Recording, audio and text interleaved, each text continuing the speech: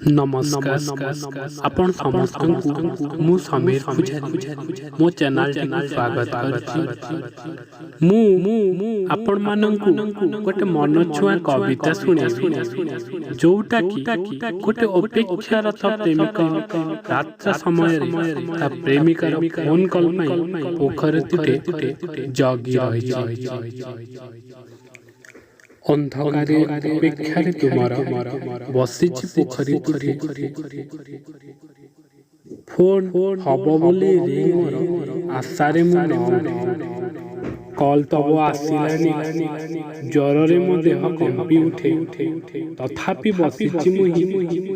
अंधकारे अपेक्षारे पोखरी अपेक्षारे आ केते बार एसएमएस कली तुम जाउछि घरे सोई घर को आसी सोइली घोड़ी घाड़ी घर को आसी सोइली घोड़ी घाड़ी क्षणक मध्यरे रात गला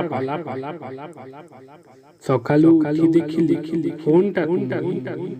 सकालू उठी देखिली फोनटा कॉल तो आसी नहीं एसएमएस पठाइछ पागल आपण मानको जदि आम कविताटी भल लागे ताहले सब्सक्राइब करबा को भूलिबे नहीं।